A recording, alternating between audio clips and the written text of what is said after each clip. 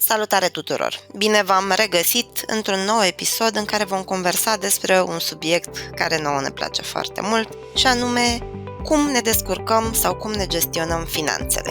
Înainte să începem propriu-zis discuția din conversația de astăzi, o să spun câteva cuvinte despre organizația care ne-a făcut posibilă, ne-a dat oportunitatea de a deschide conversația asta pentru o serie de, o să vedeți, 3 episoade. Ei se numesc XTB și cu aproape 20 de ani de experiență în sectorul de investiții la bursă, sunt unul dintre cei mai mari brokeri din lume, fiind listați la bursa din Varșovia. În momentul ăsta au peste 13 ani în România și un număr de programe educaționale pe care le desfășoară constant. Își pun clienții în topul priorităților și au la dispoziție customer support vorbitor de limba română care răspunde cerințelor și nevoilor clienților în cel mai rapid și eficient mod, oferind servicii și produse competitive. Noi ce ne dorim ca misiune generală în Mind Architect, și episoadele astea fac parte din asta, este să ajutăm oamenii să se cunoască mai bine. Așadar, acestea fiind spuse, Paul, bine ne-am regăsit într-un nou episod și hai să vedem cum ne gestionăm finanțele. Salutare, prieteni! Astăzi vă mulțumim că sunteți cu noi la un nou episod în linia asta a inteligenței financiare. Ne bucurăm că avem ocazia să mai facem un pas către misiunea comună, atât a noastră, a Mind Architect, cât și a partenerilor de la XTB, să ajutăm oamenii să înțeleagă mai bine cum funcționează mintea, respectiv emoțiile noastre în relație cu banii și cum ne putem ajuta de cunoașterea asta de sine în sens financiar pentru a lua decizii mai bune. Și fiind ultimul episod din seria noastră, avem alături de noi astăzi pe cineva cu care abia aștept să conversăm, că o să punem întrebări din practică, să vedem cum arată realitatea la firul ierbii. Îl avem alături de noi pe Claudiu Cazacu. Vă zic 2 vorbe despre Claudiu, dar mai înainte, bine ai venit, omule, ne bucurăm că ești alături de noi. Bun găsit, mulțumesc pentru invitație. Cu maxim drag. Claudiu este unul din cei mai cunoscuți și apreciați analiști de piețe financiare din România, investitor activ, ca să poată vorbi și la persoana întâi, antreprenor și consulting strategist la XTB România. Claudiu a absolvit Universitatea Politehnică, deci mindset ingineresc, a obținut diploma de master în finanțe la Dauphin. Știu că asta era ceva foarte aparte, mulți colegi de-ai mei se străduiau să ajungă aici. Și ulterior a absolvit prestigiosul master în finanțe al London Business School în anul 2016. E invitat frecvent la diferite posturi TV, acum ne bucurăm că e invitat și la diferite posturi de podcasting, precum și autor de articole și prognoze în presa locală și internațională. Omule, ne bucurăm încă o dată că ești cu noi, mie îmi dă un sentiment de încredere, tot istoricul tău și academic cu subiectul, dar și ăsta de investitor la persoana întâi. Eu n-am un istoric academic cu subiectul, am avut niște tentative personale despre care am povestit un pic în primele 2 și ne bucurăm că ducem conversația așa mai în practică, sunt sigur că ai auzit și văzut și consultat mulți oameni în anii de când faci ce faci și abia așteptăm să învățăm înțelepciunea asta distilată.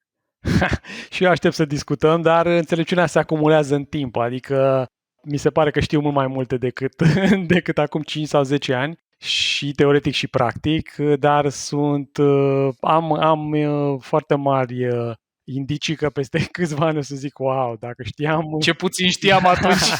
Exact. Da. Și la noi e la fel. Dacă știam zona asta de... ce știu acum, era altceva. Da. Excelent. Da, într-adevăr. E probabilitate mare acolo. Noi am vorbit în episoadele în colaborare cu voi, cu XTB din seria asta, am vorbit despre cunoașterea de sine în contextul investițiilor și despre bias-uri cognitive care ne încurcă în procesele decizionale. Așa că astăzi, Claudiu, prima noastră întrebare pentru tine e cum arată bias-urile cognitive în general în investiții din experiența ta practică? Da, ceea ce pot să spun este că bias-urile apar foarte des în viața noastră și eu am luat cunoștință despre ele citind niște cărți întâmplător în cu tot o altă zonă decât pe partea de psihologie și în zone diferite față de investiții. Deci ele sunt peste tot și cred că avem un sentiment în momentul în care începem să înțelegem cam cum e lumea și în adolescență ne punem niște întrebări și sunt niște lucruri care nu se leagă. Facem greșeli în mod sistematic, fac și alții, bine, pe atunci abia încercăm să ne dumirim cam pe unde e realitatea și pe unde e imaginația noastră și fenomenul ăsta continuă, adică vorbeam cu niște prieteni sensibili mai tineri care spuneau că nu, e destul de complicat de înțeles ce se întâmplă în lume și spuneam, ok, cu timpul va fi ceva mai bine, dar nu înseamnă că neapărat înțelegi tot, pentru că, iată, apar lucruri, chiar zilele astea se întâmplă lucruri destul de intense. Bun.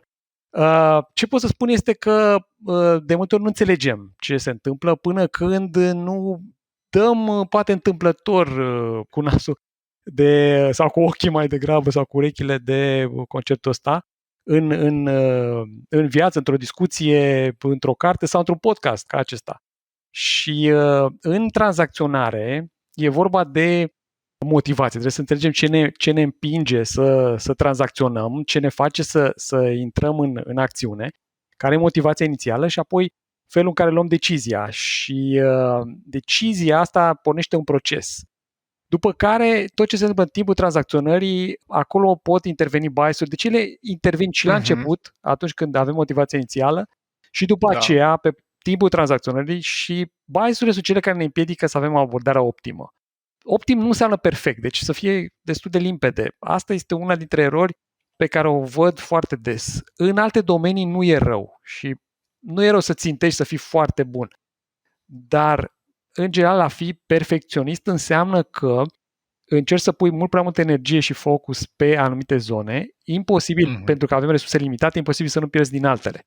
Deci ce trebuie să faci, ce trebuie să vizăm e o alocare optimă și nu o alocare perfectă a resurselor. Pentru că în alocarea aceea perfectă, inevitabilele erori ne vor consuma energie și ne vor lua din concentrare.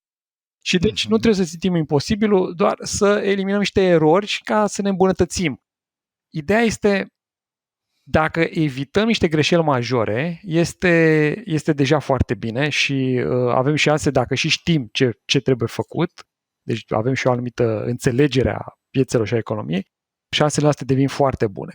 Problema e că sunt destul de multe bariere și piedici până atunci, pe care trebuie să le depășim și asta vine cu efort.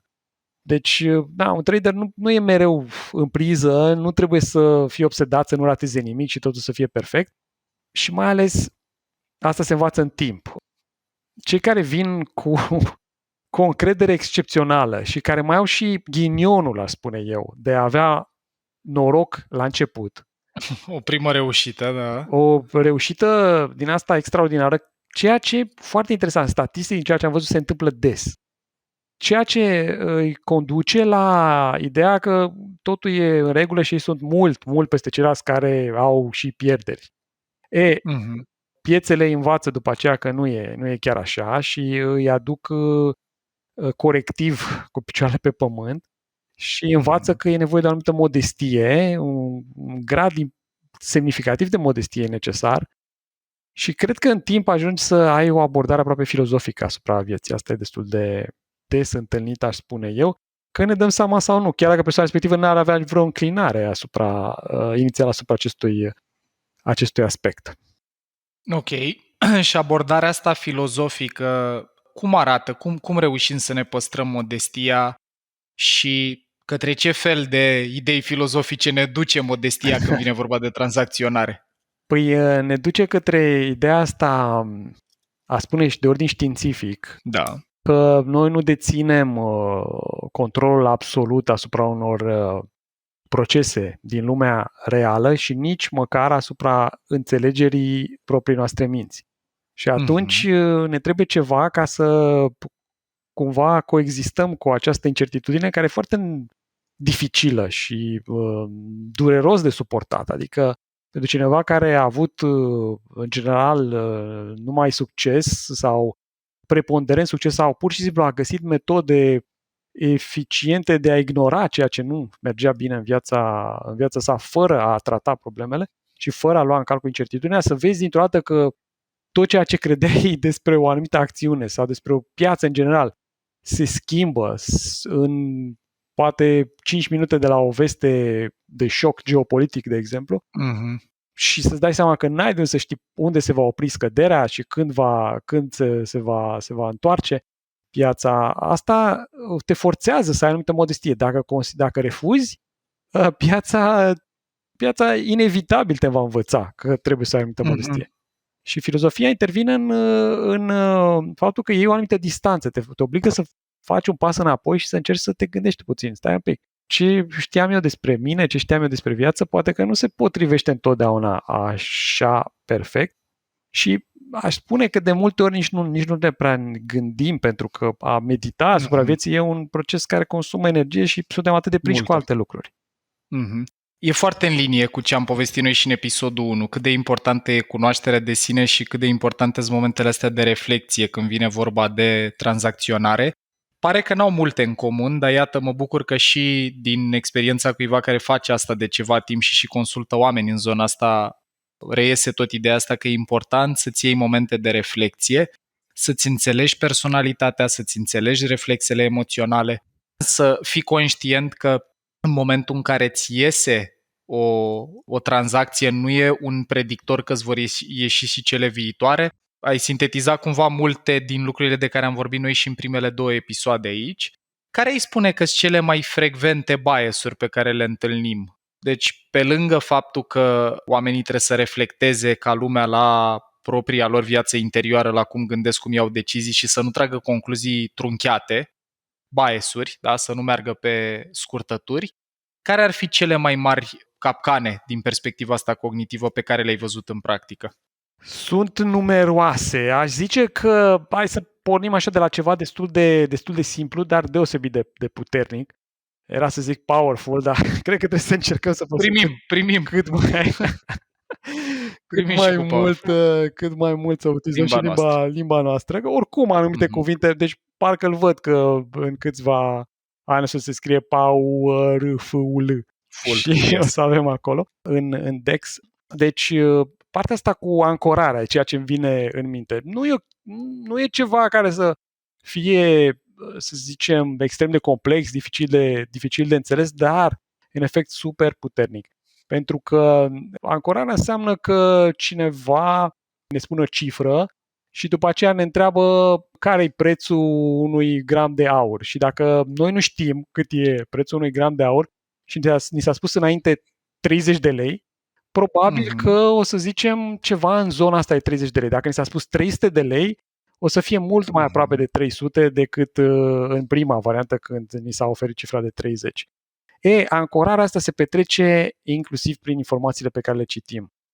Și mai e și un transfer de încredere, bineînțeles. Ești la început de drum și de multe ori și la jumătatea drumului sau după ani de zile de experiență și totuși citești niște păreri ale altor persoane care au mai multă experiență, poate unii doar parcă au mai multă experiență, dar în orice caz citești o frază care spune, nu știu, ceva de genul Palladium este foarte, deci exemplu, nu se înțelege că facem vreo recomandare de tranzacționare, dar se spune că Palladium, deși a crescut mult, totuși mai are potențial, îmi spune cineva. Doar un exemplu. Și dacă eu am încredere în omul ăla? Dacă am încredere în omul ăla, după aia cumva mi-a plantat acolo o idee și eu voi încerca mai degrabă să văd partea bună pentru o tranzacție de cumpărare pe Palladium decât motive de scădere.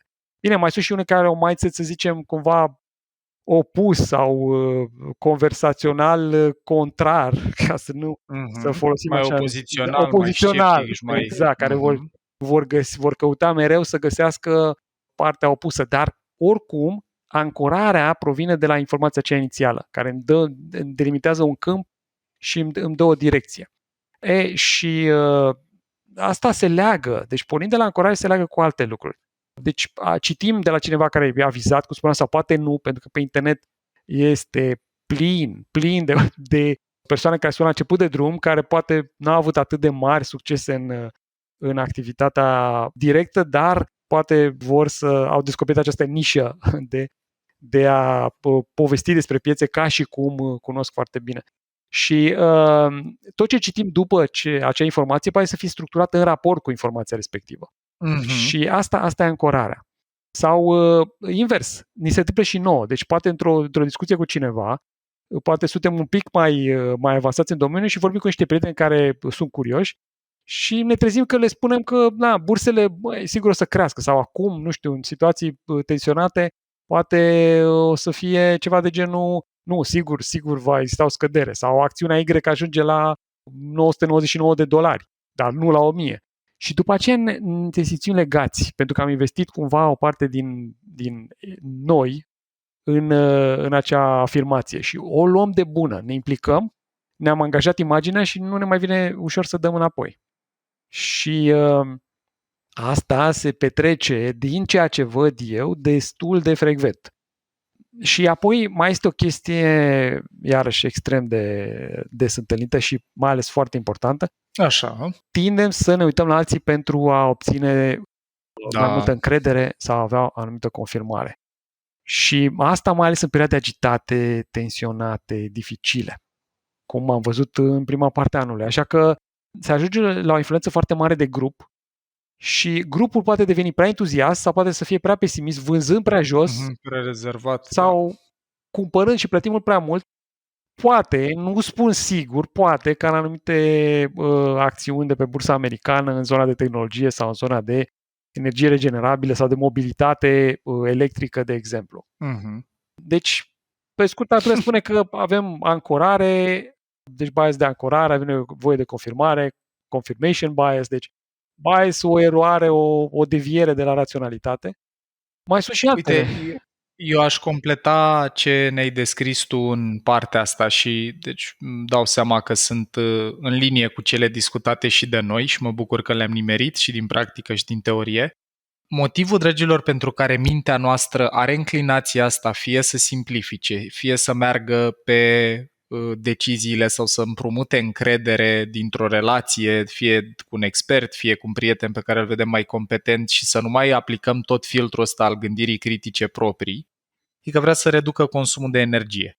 Și atunci, înainte de a merge la următoarea întrebare către Claudiu, o să vă recomand încă o dată, când intrați în zona asta de tranzacționare, de investiții, să vă asigurați că aveți energie atât în calendar, ore disponibile, cât și mental, bandă psihică disponibilă, pentru că dacă e să evitați influența acestor bias-uri, va fi nevoie de resurse mentale și temporale investite în subiectul ăsta.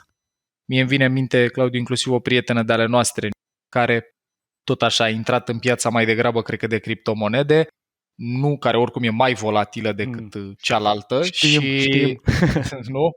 Și tot din lipsă de timp, din faptul că a copiat ce făceau oamenii din grupul de cripto care era și n-a apucat să urmărească cu intensitatea cu care o făceau ei ce se întâmplă în piețe, a pierdut o grămadă de bani. Da, din păcate pare că sunt multe, nu? Se întâmplă foarte. Deci asta nu e o poveste unică, e o poveste aproape, aș spune, reprezentativă pentru ceea ce se petrece. Deci fix despre asta este vorba și fenomen care a devenit de masă. Era un fenomen de ultra nișă imediat după criza financiară. Deci prin 2010-2011 nu auziseră foarte mulți.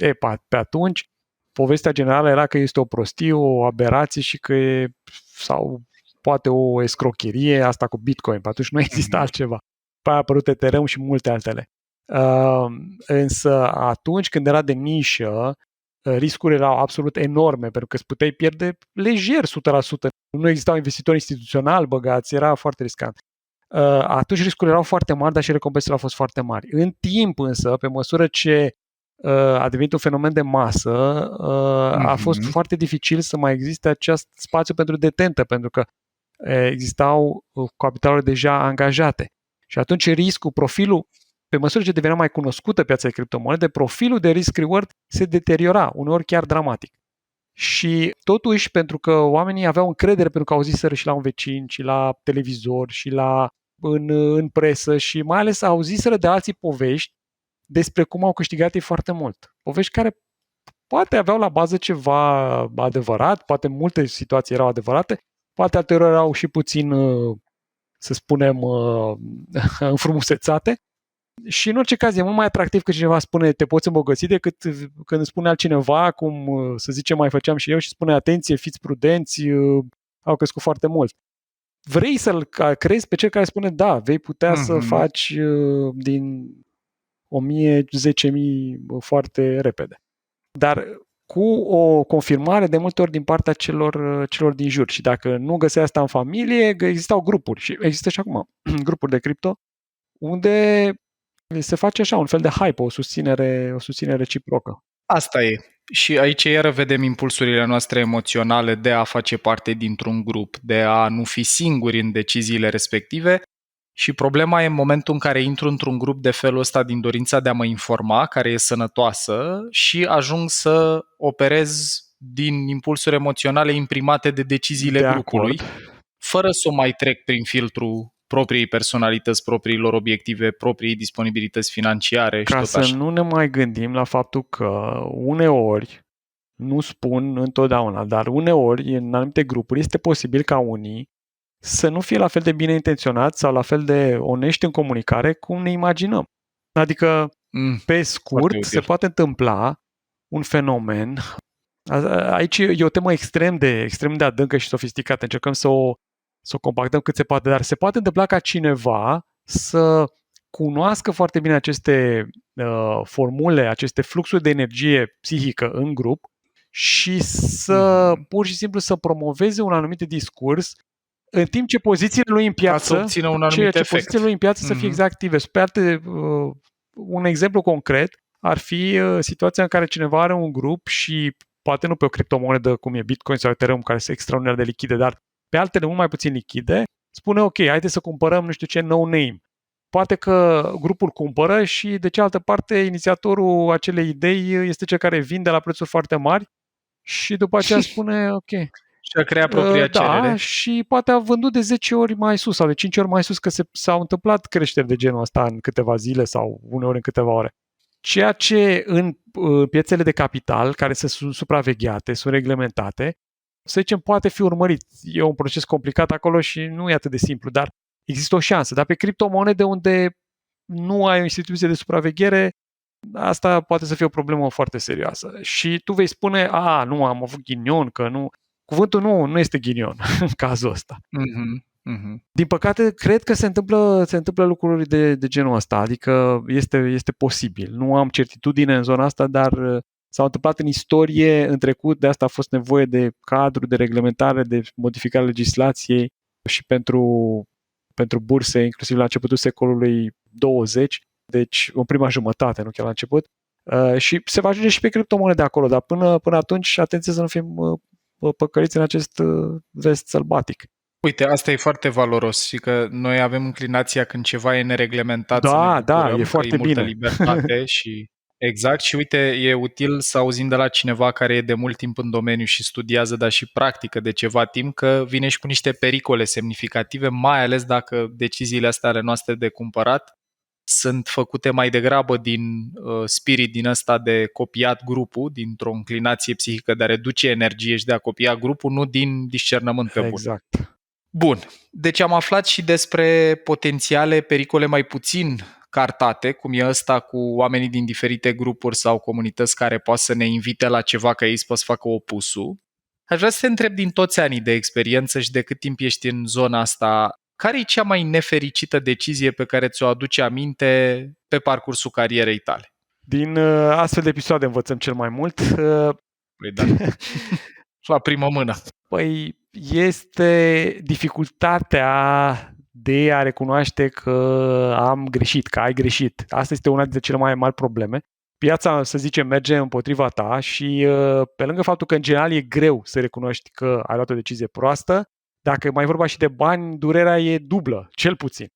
Și continui să speri, încerci să raționalizezi, să spui, nu, stai, se va întoarce, se va întâmpla ceva și în loc să accepti pierderea, stai și reziști și până la urmă ajungi la pierderi mult mai mari și ce se întâmplă de fapt este că închizi în cel mai prost moment cu putință. Adică efectiv și pierzi mult mai mult.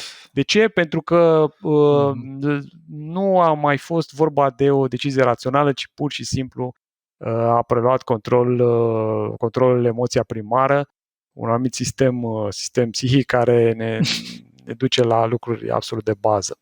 Asta e una dintre cele mai mari probleme și asta pentru că devine insuportabil și apoi, după ce ai vândut în minim, ai pierdut și încredere. Bun, deci pierzi și banii că tot aștepți. Și aici ai vreo recomandare sau vreo, nu știu cum să-i zic, temă de reflexie care să ajute oamenii în momentele astea când ești pe minus, să n-ajungi chiar să vinzi pe minusul maxim și să-ți pierzi Da, e încrederea? foarte bine ce ai spus mai înainte. E nevoie să ai un pic de lățime de bandă și un pic de energie. Pentru că dacă ai cumva spațiul mental pentru a face un pas înapoi, atunci vei putea accepta, vei putea recunoaște că ai greșit mult mai devreme și mai ales dacă ai în joc, în piață, investit o sumă decentă, nu foarte mare, încât să te spulbere din planul rațional, să te ducă într-o zonă, e prea mare pierderea, ce mă fac, atunci îți va fi mult mai ușor. Vreau să te întreb o chestie de finețe. Oamenii ai observat în general în momentele astea că sunt mai degrabă deturnați de sumă sau de, cum să zic, procentul din venitul lor? Că, de exemplu, dacă cineva câștigă, habar n-am, 10.000 de euro pe lună și investește 1.000 în fiecare lună, asta e 10% din venitul lui. Dar pentru altcineva, 1.000 de euro poate să fie, suma e tot aia, mare sau mică e tot 1.000, dar e un procent mai mare din venit. La cine ai observat tendințe mai mari de a deveni irațional și de a fi cuprinși de frică? Oamenii care investesc sume mari sau oamenii care investesc procente prea mari din venitul lor? Este cumva și o influență a sumei absolute, dar de departe între cele două contează ce este suma respectivă pentru persoana în cauză, adică tine. Da, deci clar, asta este. Este un reper care este pentru fiecare. În principiu, în momentul în care se depășește, cred eu, 20-30% din totalul, să spunem, din averea netă lichidă, deci nu case sau altceva, nu zic pe o singură tranzacție, dar pur și simplu când e angajată. Asta vreau să te întreb. Nu pe o tranzacție, deși, deci când e angajată... din păcate se întâmplă și asta și atunci ne putem imagina sub ce presiune operează acea persoană. Avem acest exemplu și acest risc. Însă e clar, trebuie pornit de la ce înseamnă suma respectivă pentru noi. Trebuie să o ducem la un nivel la care să vrem să fim implicați în piață cât de cât, adică să nu fie prea puțin ca să pur și simplu să nu conteze, dar un pic peste asta, deci cât să conteze și să nu fie în zona în care pur și simplu să simt că respir mai greu gândindu-mă dacă aș pierde 20% din ea. Deci nu trebuie să fie așa. Acum depinde și de instrumente și de, dacă e vorba pe acțiuni, pe titluri de stat mai puțin riscante sau pe mărfuri mai riscante sau pe indici sau pe piețe valutare, deci în funcție de clasa de active. Dar, în general, aici e cheia să nu fim în piață foarte obosiți, epuizați, să fie un refugiu din multe alte probleme, că se întâmplă și asta. Și de asemenea, suma să nu fie una care să ne șocheze și până la urmă să putem dormi liniștiți. Mulțumesc. Claudiu, uite, spuneai mai devreme că oamenii intră în grupuri în care încearcă să găsească pe de o parte informație, pe de altă parte alți oameni care îi confirmă credințele și care îl pot ghida și noi am vorbit în episodul 2 despre bias-ul de confirmare. Așa că o să te întreb ce caută oamenii cel mai mult să-și confirme? Pentru mine, ceea ce văd și cred că e o experiență generală, oamenii caută un anume confort, o liniștire, o îndulcire a unei apăsări psihice. Asta e ceea ce se întâmplă. Sau poate măcar o bătaie pe umăr sau un fel de, pentru alții, poate o laudă adusă, iată, modului cum gândești. Deci, dacă o anumită idee a fost bine formulată sau s-a întâmplat ceva și cumva din ce s-a întâmplat alegem ceea ce se aliniază cu ceea ce credem noi și ignorăm contraargumentele. Deci, lucrul ăsta se întâmplă și e foarte bine numai când avem dreptate, pentru că ne menține poziție. Dar piețele se schimbă foarte des și asta poate deveni o problemă. Chiar dacă la început a fost în direcția noastră, a fost bine. Și de unde vine? Cred că vine din nevoia asta, cum am spus, și de a avea o calmare a unei neliniști, a unei anxietăți, a unei lipse, poate. Și în același timp mai este, depinde și de persoană, pentru unii este, uite, s-a întâmplat ce am zis eu. Deci de acum înainte, în grupul meu de prieteni, vă rog, ascultați-mă, pentru că eu am dreptate. Deci v-am zis că va crește Bitcoin-ul la 50.000. Deci v-am zis, acum gata, de acum înainte faceți ce zic eu.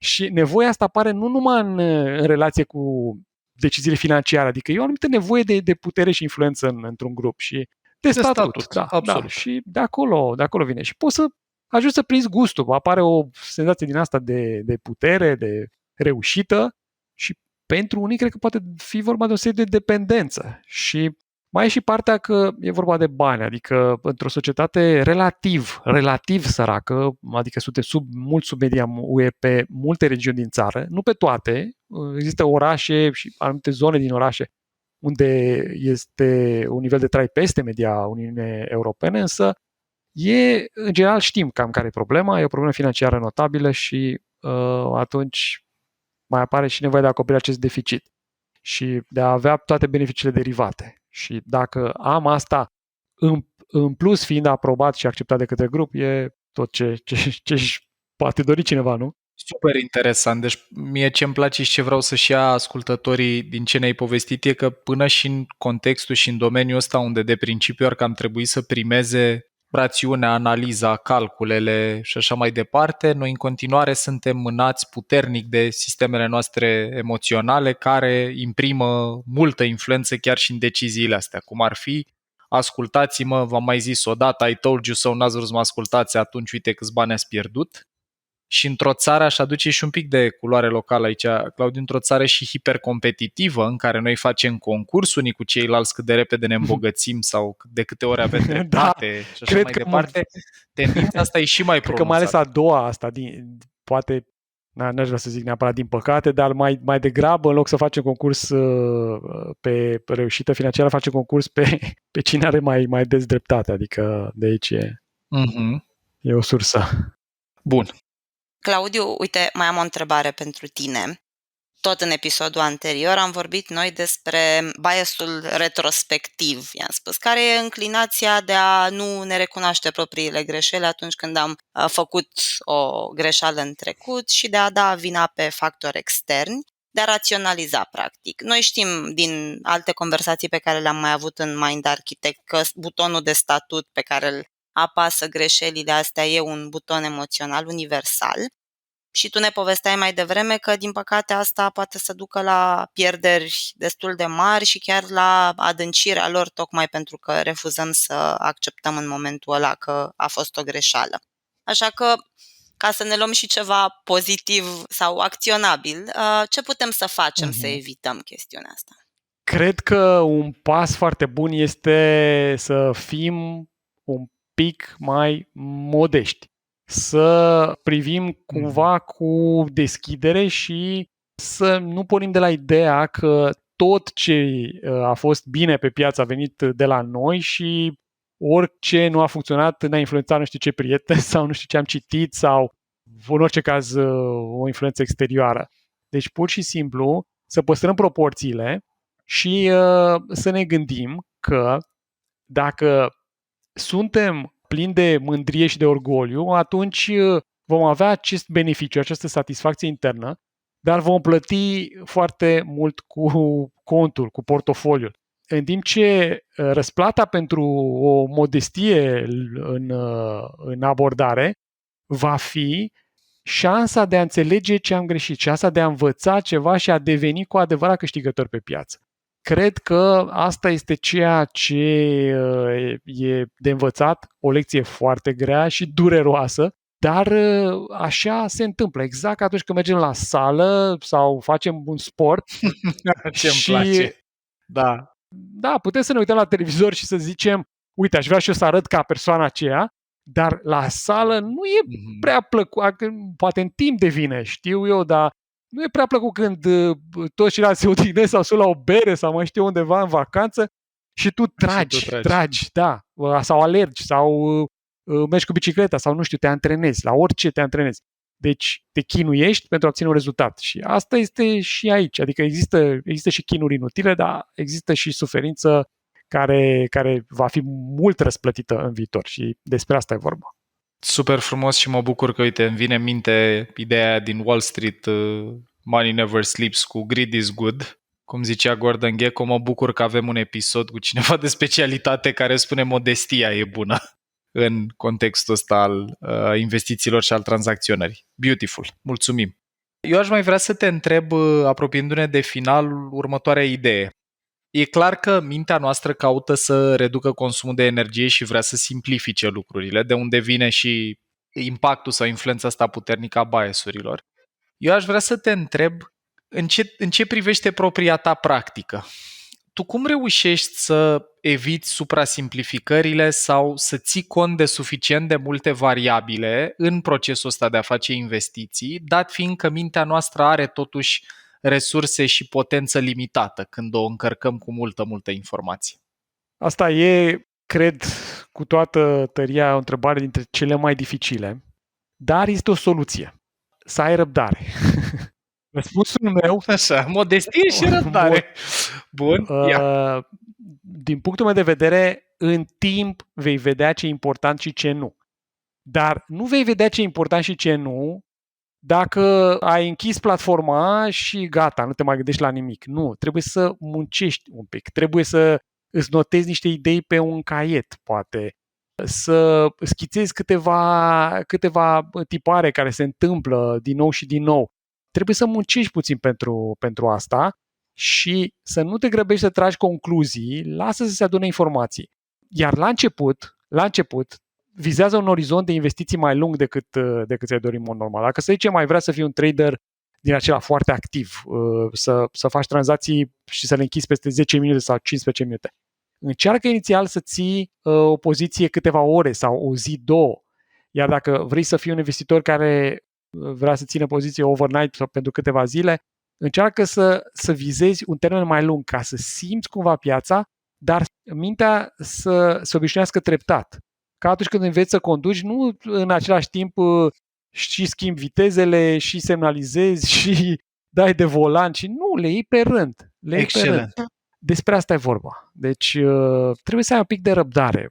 Din punctul meu de vedere, nu e o chestiune de zile și poate nici de săptămâni. Poate fi de luni sau mai mult pentru a deveni cu adevărat bun. Sau ani de zile. Aici aș vrea să te întreb dacă știi cartea asta, Principles, al lui Ray Dalio. Imaginez că da. N-am vrut să apăs vreun statut negativ cu întrebarea, o recomand și celor care ne ascultă. Dar de ce o aduc în discuție în contextul ăsta e că mi-a plăcut foarte mult ideea asta a lui, că odată ce înțelegi suficient de mult și despre piețe și despre o industrie care te interesează sau o companie pe care o urmărești și despre tine, poți să-ți formezi niște principii, dar care nu sunt copiat strategia celui mai bun prieten care a făcut bani în piața cripto sau de acțiuni sau de un fel sau altul, ci literalmente principii care izvorăsc din cercetarea asta personală și după aia ne putem ghida după ele. Stă în picioare pentru tine perspectiva asta la care ne invită Ray Dalio? Da, este clar de învățat din acea carte. Mai sunt și altele, dar stă în picioare. Este limpede. Deci chiar cred că e de citit, însă o gamă largă de povești personale. Există niște cărți despre viața lui Jess Livermore, care a fost un trader cu o poveste de viață până la urmă tragică. Nu vreau să fac spoiler acum și nu vreau să dau spoiler alert, dar aș dubla acele cărți și de acelea și despre Jess Livermore, dar și cu cărțile care pot să pară un pic mai plictisitoare, dar sunt destul de valoroase despre value investing, Benjamin Graham. Excelent. Mai era una de Intelligent Investor, am impresia, pe care o recomandau mulți ca fiind printre primele cărți de citit când intrăm în domeniu. În principiu, n-ar trebui să spunem, dacă suntem la început, n-ar trebui să spunem nu la o carte validată în timp. Și poate că rezonăm, adică fiecare diferit, și poate rezonăm mai bine cu un stil. Dar în orice caz, într-o carte în acele sute de pagini, 10 pentru că există o variantă restrânsă a cărții despre Jess Livermore, vom găsi lucruri utile. Super interesant. Claudiu, uite, pe mine m-a ajutat mult de tot paralela aia cu sportul sau cu sala. că aduce lucrurile mult mai în concret pentru mine. Și mă gândeam că dincolo de a îți seta ținte din astea mai pe termen lung, nu vreau să obțin rezultatul în 2 zile, de obicei se mai întâmplă să te mai uiți și la colegul de lângă care poate arată mai bine decât tine și ai vrea să faci și tu la fel ca el. Și voiam să te întreb în sensul ăsta, cum ai observat din experiența ta că sunt oamenii sau investitorii impactați de groupthink, de deciziile influențate de grupuri și ce sfat le putem da pentru a ajuta să se ferească de bias-ul ăsta? E unul dintre fenomenele cele mai puternice în piață. S-a întâmplat anul trecut și e un capitol care intră în istoria burselor cu GameStop și cu alte acțiuni numite meme stocks sau acțiuni memă, cum se va traduce în românește cuvântul ăsta. Se întâmplă în criptomonede, în acțiuni de tehnologie, în zona de mobilitate electrică, să nu dăm nume aici, să nu supărăm pe nimeni. Mai ales când bursele sunt pe trend ascendent și mai sunt niște condiții favorizante, exact ca o reacție chimică ce are loc când ai niște compuși acolo și mai ai nevoie de ceva, de o scânteie, de un catalizator. Natura umană face ca acel catalizator să opereze foarte bine. Pentru că se aprinde exact ca un foc într-o pădure foarte uscată, această nevoie de a participa la o mișcare unde vezi că și alții sunt prezenți și când există acel combustibil care este energia, nevoia de ceva. Și în cazul GameStop, care e un fenomen deosebit de interesant, nu a fost numai sau nici măcar în principal nevoia de profit. Pentru unii a fost nevoia de a demonstra ceva, de a face un statement. Însă, cei care s-au lăsat purtați de val au fost unii care scriau pe Reddit că voi ține aceste acțiuni și le voi lăsa nepoților ca o moștenire să-și amintească de bunicul lor care a fost un luptător. Unii poate au făcut asta, în schimb am văzut că un fond de hedging a fost un fond care a cumpărat undeva între 10 și 20 de dolari și a vândut la peste 300 de dolari într-un interval de mai puțin de un an. Deci cei care au rămas cu adevărat cu profitul au fost cei care la un moment dat au spus e prea mult, mă detașez de gândirea de grup, chiar dacă au mers cu grupul o perioadă, dar au spus gata, deja e irațional, acțiunea asta nu valorează atât. Poate va valora peste 1, 5 ani, 10 ani, nu știu, vom vedea atunci. Dar deocamdată s-a mers mult prea repede. Ceva ce a crescut de 50 de ori în câteva luni e totuși prea mult. Nefundamentat în valoarea companiei, ci mai degrabă influența asta gândirii. Aș spune că la un moment dat, în mod natural, avem o voce interioară care spune e prea mult, trebuie doar să o ascultăm. Deci soluția ar fi, este ok să înveți și să fii partea unui grup pentru o perioadă, dar revizitează această presupunere inițială și ascultă de glasul rațiunii pe care îl avem, doar că uneori îl dăm mai încet. Minunat. Dragul meu, spre finalul conversației noastre pe care eu îți mărturisesc că mi-aș fi dorit să o mai continuăm și poate mai avem ocazia, că sunt multe lucruri de vorbit aici și mai ales din practică. Hai să concluzionăm câteva idei de luat acasă pentru cei care ne-au ascultat și eu o să deschid așa. O primă idee importantă de luat acasă ar fi când ne apucăm de investiții sau de trading, chit că o facem mai pe termen mediu, lung sau scurt, să conștientizăm că asta cere timp și energie psihică. Să nu ne gândim că avem noi o jumătate de oră în pauza de masă sau că seara după ce termin munca și copilul stă peste mine și doarme eu cu mâna elaltă mai tranzacționez, pentru că tot ce ne-ai povestit arată că asta e calea sigură către durere financiară și emoțională. Și asta e o idee importantă pentru mine, inclusiv în propria practică. Mi-am dat seama că cele mai bune decizii le-am luat când am avut timp și bandă mentală să studiez și să văd dacă e compatibil cu mine domeniul sau compania, pe când cele mai proaste le-am luat când am auzit ceva într-un grup de prieteni sau mi-a fost recomandat sau nici măcar nu mi-a fost recomandat, am văzut pe Facebook sau pe Instagram la cineva pe care respect, am copiat mișcarea și la mine e și prost. Ăsta e cu ce plec eu. Luci, ceva ce ți iei tu? Humbleness. Îmi scapă în română cuvântul în momentul ăsta. Mulțumesc, modestie. Dar la mine așa a rămas.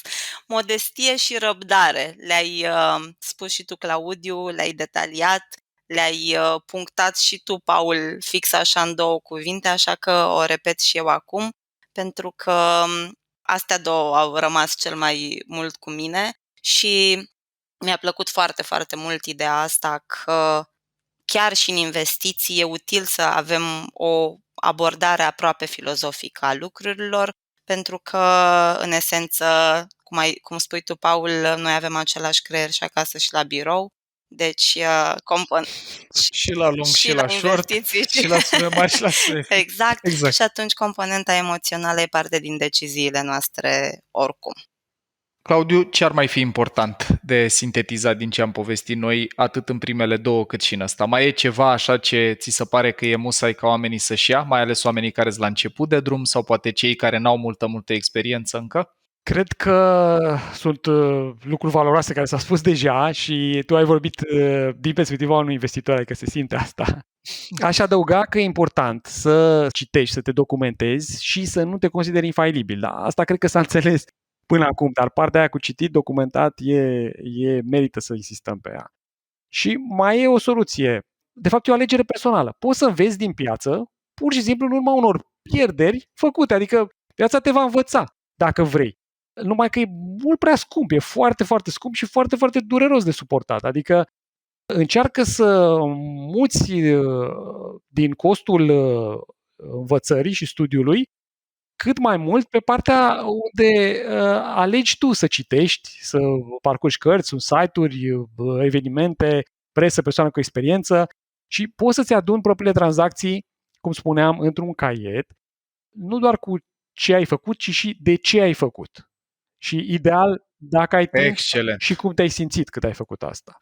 Excelent. Și asta eu vreau să punctez că contribuie mult și la partea aia de cunoaștere de sine în relație cu investițiile, că poți să-ți observi cogniția, poți să-ți observi emoțiile și la fel ca la un jurnal, dacă te uiți în timp la ce ți-ai notat acolo, poți să vezi cum s-a modificat felul în care gândești, poți să vezi cum anumite raționamente sau stări emoționale ți-au influențat deciziile fie bine, fie în rău și în toate cazurile capeți mai multă claritate personală. Total de acord, da. Și mai e un lucru.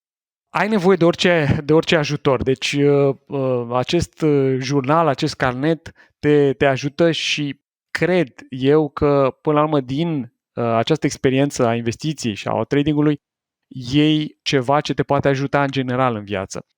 Dar revenind strict la partea de piață, bursele se schimbă într-una. Deci chiar și pentru cei mai buni trader să nu credem că ei sunt exact ca în lupul de pe Wall Street și asta e tot ce fac.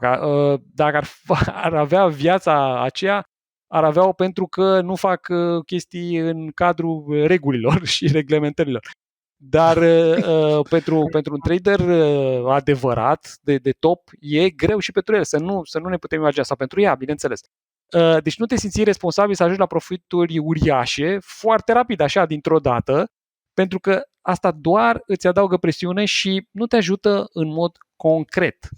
Și un alt lucru, înainte de a intra în piață, efectiv, reia informația utilă și fii conștient de bias-uri. Deci fii conștient de faptul că uneori ne dorim confirmare, că uneori suntem prea atenți la părerile grupului și ce am citit și ce am auzit la colegi, la prieteni, la familie, partener sau grupuri de discuții, iarăși foarte important, s-au extins foarte mult pe WhatsApp, pe Facebook. Sunt informații utile acolo, dar să le trecem prin propriul filtru. Și alocă timp doar cât e rezonabil pentru tine, nu cu sume prea mari și cu atitudine rațională. Pentru că în felul ăsta vei păstra mindset-ul ăla rațional în locul unor emoții primare care doar te vor juca și de care poți să bănuiești că alți participanți experimentați, că sunt trader individual sau pur și simplu piața ca o entitate abstractă, știe și ține seama. Și discută cu alți trader în mod onest, încearcă să strângi informații de la ei, dar ține seama de faptul că și ei ai putea avea niște bias-uri, așa cum ai putea avea și tu.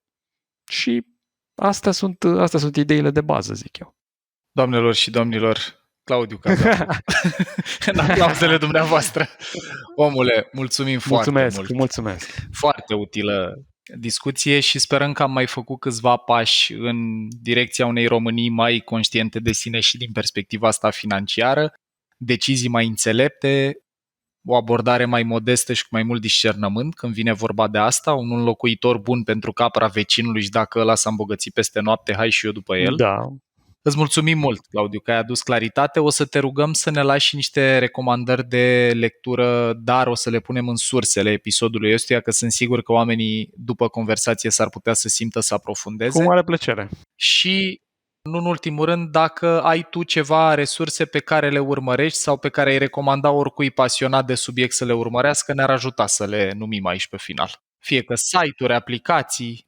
Da, există cărți, dar cum spuneam, le-am menționat și o să le ofer astfel încât să poată fi verificate.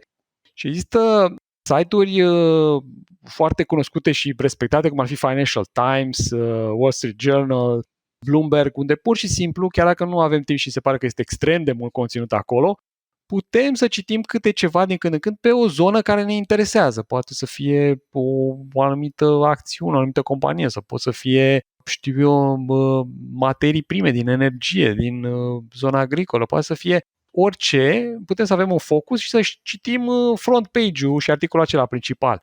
Pentru că în aceste publicații găsești ce se întâmplă, dar uneori găsești și niște bănuieli, niște argumente pentru de ce se întâmplă lucrul acela. Și în timp trebuie să strângem așa ca un fel de insectar de idei și de gânduri, un fel de case studies pentru a putea să construim pe baza lor o înțelegere a piețelor, care nu sunt mai complexe decât viața, dar sunt aproape la fel de complexe ca viața, așa că necesită ceva efort până ne dumirim pe acolo.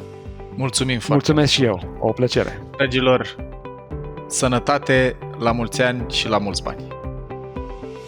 Partenerul și sponsorul acestui episod, XTB, te poate susține în călătoria de a începe să investești banii și în călătoria de a-i gestiona mai bine și pune la dispoziție sute de materiale scrise și video care pot fi accesate cu ușurință. În același timp, echipa din România stă la dispoziția clienților săi pentru orice neclarități. Și cum spuneam și la începutul acestui episod, XTB a dezvoltat o serie de programe educaționale, așa că în descrierea acestui episod o să găsești un link care duce către una dintre ele. Acesta ar putea fi un bun început pentru a începe să investești.